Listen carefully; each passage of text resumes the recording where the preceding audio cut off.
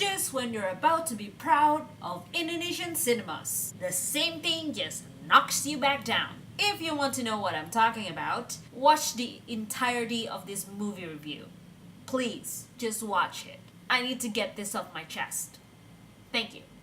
Love you. Mwah.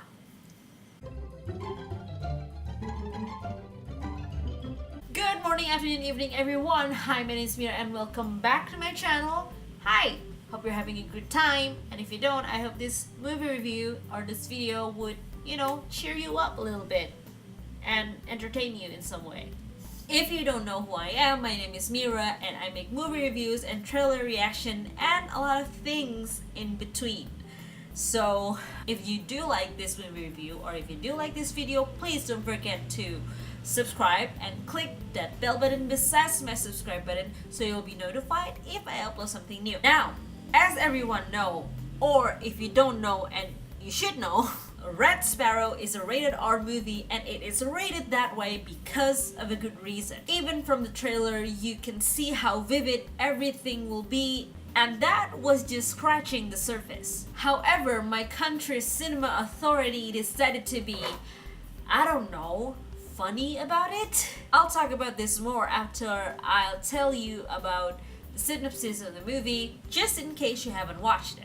It's about a ballerina named Dominika Egorova being at the top of her game only to get her leg broken by her partner. At least it was deemed as accidental until she figured out that it was not. Regardless of what happened, now Dominika doesn't have any job, technically at least because her apartment is funded by Bolshoi theaters where she worked. And her mother needs immediate medical attention almost all the time. While all of this is happening, her uncle, who happened to work for the government, offered her an opportunity to work in the same institutions as well. Dominika played along thinking that maybe she could support her mother, probably earn clean money through hardships. Little did she know that her uncle actually sent her into, I do not know how to put this more lightly, prostitute school.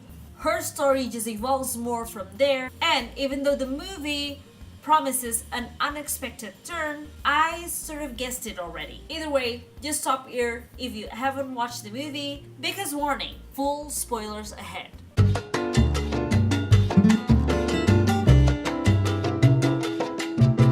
So, first reaction. I thought the ballet scene was nice, and knowing that Jennifer Lawrence actually took ballet for this character, I got to give her props because she just looked like she is on point. Granted that she has body double, but still. The scene that showed her being on top of her game as a ballerina really sells her character. However, once her leg snapped, literally, I know that this movie will show a lot of gore and a lot of other R-rated stuff as well. So I'm just, preparing myself. I do not know what the rated R is going to be at first. Is it language? Is it visual? Is it both? But now, after seeing that, I get the idea of what I'm about to see or hear, and you know what? I'm stoked. I'll see things that young children would get traumatized from, and I'm ready, However, and this is actually what makes me kind of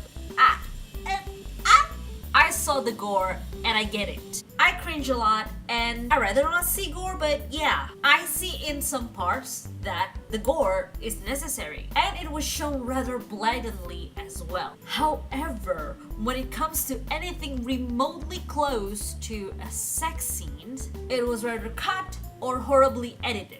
Which, to be honest, I don't get. Both gore and sexual scenes are the reasons for R rate in a movie, yet one part is visible and the other part isn't? Despite the fact that you already screened the viewers through ID card while purchasing the movie, and again when you take our ticket stubs in the front of the door before we entered the theater, but still we got this horrible editing in the end. It just boggles my mind. But anyway, regardless of my constant annoyance of our country's decision to horribly edit sexual scenes in a movie, I enjoyed the movie quite well. The storyline itself is similar to other female spy movies that I know. I personally said that it's similar to Salt, since she is also from Russia and she eventually shifted the circumstances to her favor. But they did so in a different way. We definitely see the ups and downs of Dominika before, during, and after the period of her being a spy. And we can also see her for the very talented woman she really is. And the storyline really brought her character to life. The jarring difference between these two movies are, of course, the way the main character paved their way to the end of the movie. Pretty sure it has something to do with the ratings as well, because Salt doesn't have an R rated. The way I see it, this movie actually really glorifies the idea of being an R-rated movie. So much gore, so much sexual stuff. However, if you take out all the gore and all the sexual stuff, especially that last part that I just mentioned, I would still be focused on the storyline nevertheless. I don't see much of the sexual parts, yet I can still understand the story. Although I think maybe because they rely on the glorification of R-rated, I can't really feel or relate to anything except when there's thrill and action involved. Just saying. But maybe, if I do see the sexual stuff, I might think differently. I don't know. With that in mind, I'll move on to the character. I think I don't see a particularly special character from this movie, but I do have or see an unexpected one. And it was the actual spy, which is General Korchnoi.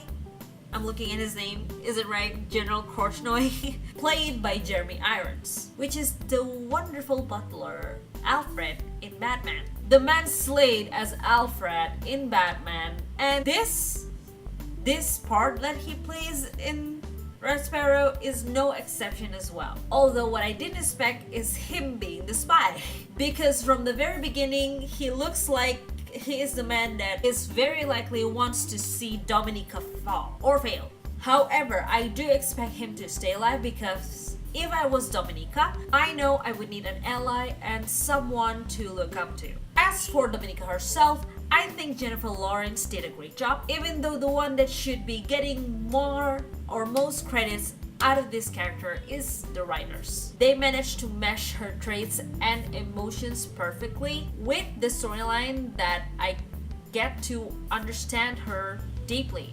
I don't have much comment on the uncle, except that I know he would get what he deserves. Like, that one is a no-brainer. So, should you watch this movie? As usual, when it comes to R-rated movie, make sure that you are old enough to watch it, to understand and enjoy the movie, of course. Secondly, if you want unedited version, I suggest you wait until you can watch it on demand or get a digital copy or even a DVD, so you won't miss anything. If the sexual part plays anything important, I wouldn't know, because all I see is horrible edits. But besides all of that, this movie represents a fresh, although somewhat similar, point of view of the fictional spy world, especially for our strong ladies. If you like action, thriller, and surprise, then this movie is for you. Well, at least a little bit of surprise. A little bit. So that is all I have for you guys today. Thank you so much for watching. I hope you like this movie review, and I'm sorry this one came out so late. I actually write the outline, but I actually forgot to record it. But I still hope you like this movie review, and if you do, don't forget to comment, like, and subscribe. Yes, I've read your comments, but I just don't have time to reply it recently. I will do so soon. And follow my Facebook and Instagram, they are in my description below. And yeah, I think that is all. Thank you again so much for watching, and I will see you next time.